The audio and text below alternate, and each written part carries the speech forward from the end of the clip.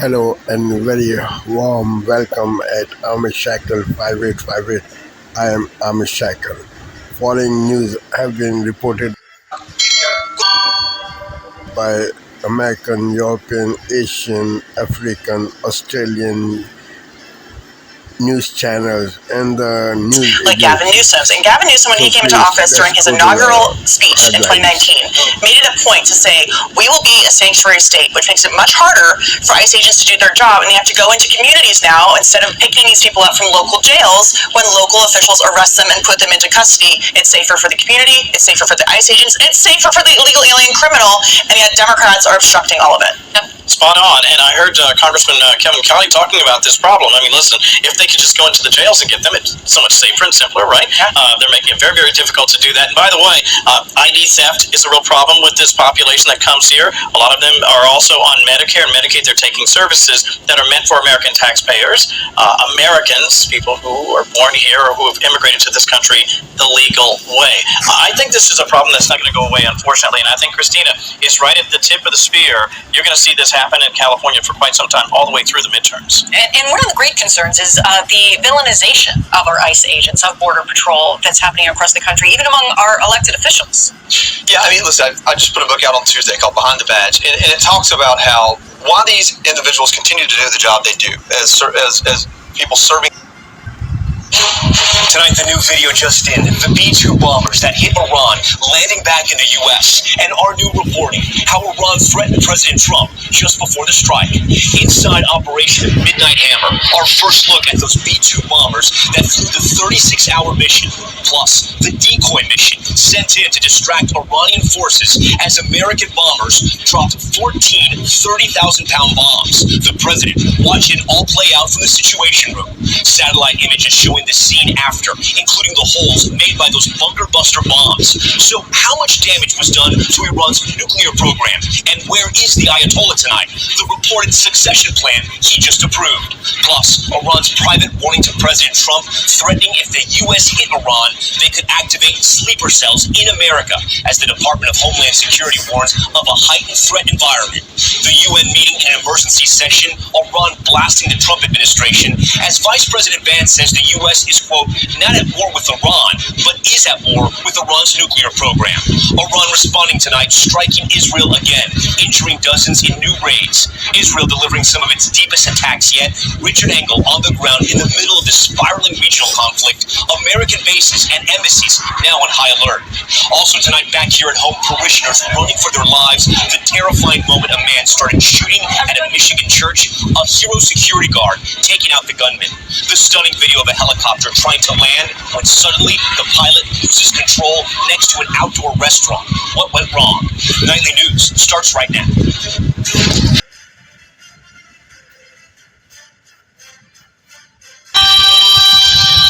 Tonight on PBS News Weekend, the United States strikes 3 nuclear sites in Iran and anxiously waits to see how Iran will respond. Then we discuss the scale and scope of the attacks and what's next with H.R. McMaster, National Security Advisor in President Trump's first term, and Kareem Sajidpour, the Carnegie Endowment for International Peace. And we get a first-hand account of the mounting desperation inside Gaza as Palestinians, including children, are killed while trying to get food aid.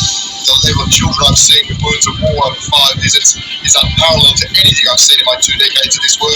Every hospital is the sound of children screaming because of a severe lack of painkillers.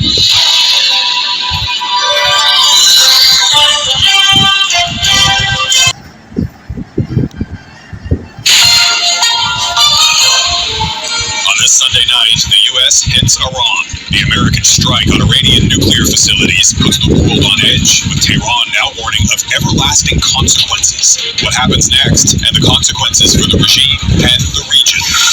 Plus, reason for hope.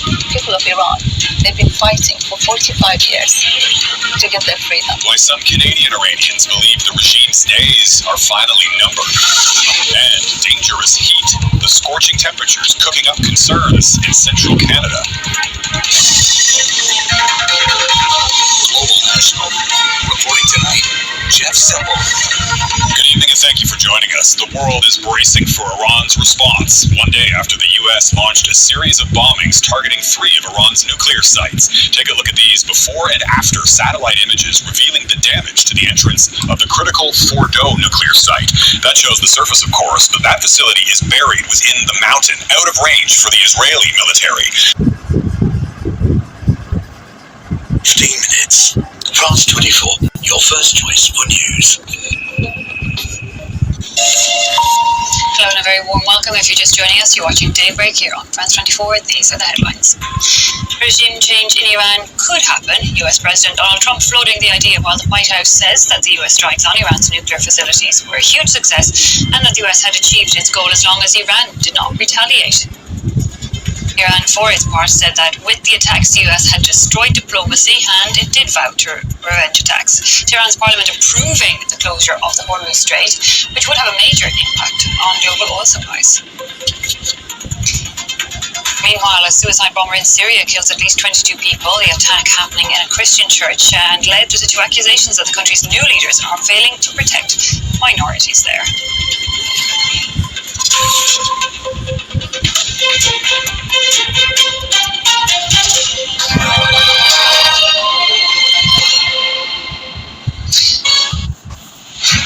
Good morning to you. It's 7 o'clock on today's show. Make Iran great again.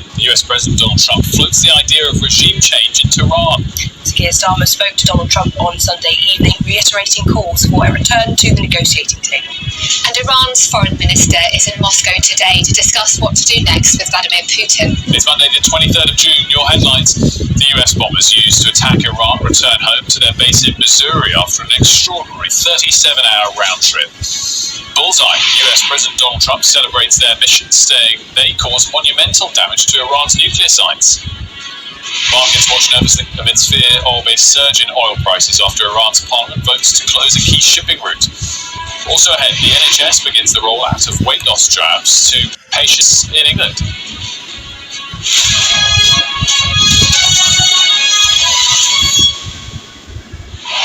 A very good morning to you. US President Donald Trump has suggested he wants to see a new government in Tehran to make Iran great again. He's celebrated. Just calm the entire world. 4 Corners tonight, ABC and ABC iView.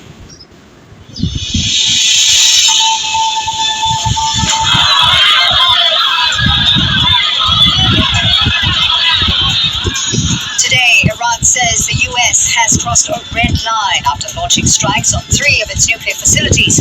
World leaders are calling for diplomacy. Iran cannot be allowed to get a nuclear weapon, and we support action to prevent that. That is what this is.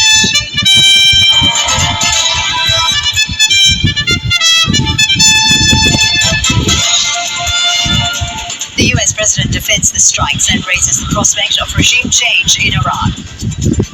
And the extent of damage and the fate of Iran's uranium stockpile is unclear after more than a week of strikes.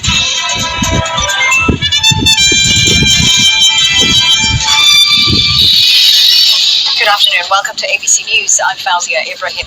The United States is warning Iran against retaliation after Tehran vowed to respond to American attacks on its nuclear sites. The US joined. This is Asia Now. Good afternoon. It's 4 p.m. in Singapore and Hong Kong, 9:30 in New Delhi, and 11 o'clock in Jakarta. I'm Alexia Silveraji at this hour. The world on edge after Iran vows to retaliate against U.S. attacks on its nuclear facilities. Global reactions ranging from support to urgent calls for de-escalation in the region. U.S. President Donald Trump hints at a potential regime change in Iran. American military bases on high alert amid the prospects of a potential counterattack. And shares in Asia pulling back. Analysts say a greater war in the Middle East adds another threat to the stock market and the economy. Oil surging on risks to crude supplies.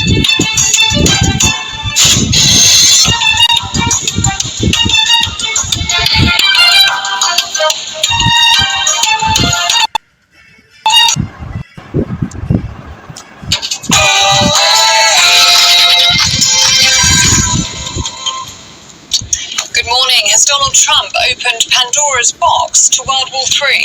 As Donald Trump pushes for a regime change in Iran just a day after making history by bombing the country's nuclear infrastructure. Here's what the Defense Secretary in America had to say. It was an incredible and overwhelming success. But as Israel and Iran exchange missiles overnight and leaders refuse negotiations, can Trump achieve his aim of making Iran great again? Well, wherever you live in the world, would you pay £250,000 to reside in Britain? Well, that's what Reform UK's latest policy promises, and we're going to be crossing live to Nigel Farage. He's making a speech just after 9 o'clock this morning, so stay tuned for that. The Conservative leader, Kemi Badenoch, calls for the practice of cousin marriage to be examined as part of the grooming gang's national inquiry. 9 years today, would you believe, since the Brexit referendum, and we're debating just how important it is for couples to agree on politics in a relationship. Is that more important than religion, or what football team you support, or, anything? Let us know what you think. Councils are accused of creating a two-tier housing system, as it's revealed some are providing homes for 10 times more asylum seekers than homeless people. And sport this morning, Manchester City thrashed Al Ain from Abu Dhabi 6-0. The Club World Cup just a few hours ago. Poor Tommy Fleetwood is playing the chance to win his first PGA title at the Travelers Championship in Connecticut. And in cricket, it's a thrilling fourth day ahead at Headingley in the first test against India. Sunshine and showers is the name of the game to kick off this week. Join me later to find out which of them you're more likely to see. Just after 7 o'clock, a very good morning to you. I'm Eamon Holmes. I'm Ellie Costello, and this is GB News Breakfast.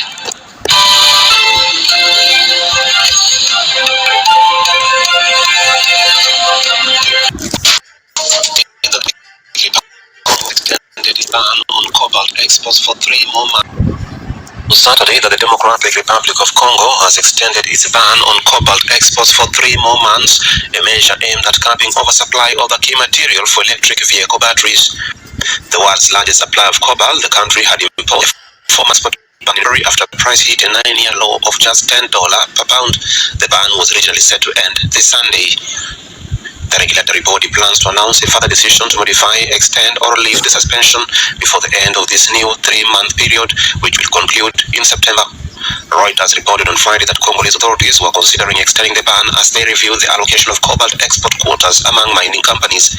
Several industry players, including Glencore, the world's second-largest cobalt producer, support a proposal to introduce these quotas.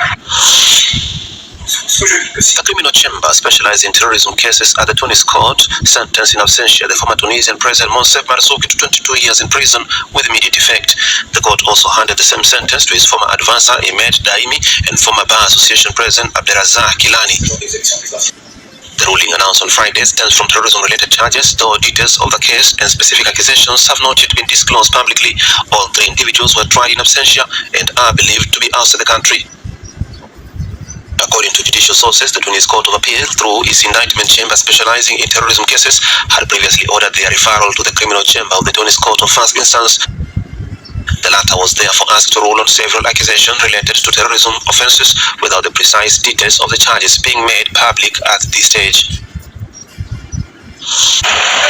Morocco's meteorological agency announced Friday that 2024 was the hottest year ever recorded in the country, reflecting record temperatures globally. In an annual report, the agency said it recorded an average temperature anomaly of positive 1.49 degrees Celsius last year compared to the 1991-2020 period. According to the agency, several cities broke daily heat records last July, with 47.6 degrees Celsius in Marrakesh and 47.7 degrees Celsius in Beni, Milan. The agency further said that the kingdom is facing its 7th consecutive year of drought, with an average rainfall deficit of minus 24.7% in 2024. The agency also noted an increase in thermal anomalies, particularly during the fall and winter seasons. Morocco's all-time heat record was set in August 2023 when temperatures reached 50.4 degrees Celsius in Agadir. Yoga is making more inroads in Zimbabwe. In this social bar located in the township on the outskirts of the capital, Harare, dozens of people converge here to experience yoga. The practice is rare and mostly found in wealthy suburbs, yet it is quietly taking root here in a beer tavern in Chitungwiza. To be done in high up there. where we can see rich guys to participate in the yoga classes. But just by that, it doesn't necessarily mean that those guys are human. We've got also humans in the ghetto. We've got also humans in our communities. This is why we are trying to introduce it. Why? Because they need mental wellness. The sessions have become a source of relief for people navigating Zimbabwe's relentless challenges. I used to be physically depressed a lot. I used to be depressed a lot. Ever since I took up yoga, I'm no longer stressed. My body balance and strength has vastly improved. I'm now a happy, stress-free person. Yoga helps me mentally and physically. So, but mentally and physically. The classes are run by Action Winya, a yoga instructor who saw how economic hardship and social pressure were damaging the mental health of people in his hometown. There's no age. One needs to grow with 100% mental well-being. That is, we look at from the youngest age that we can think of. Someone who is able to do any movement. We want them here. Since we're giving it back to the community for free, we want everyone to. Authorities acknowledge a growing societal crisis worsened by drug abuse, domestic violence, and poverty, compounded by a shortage of public health services and therapists.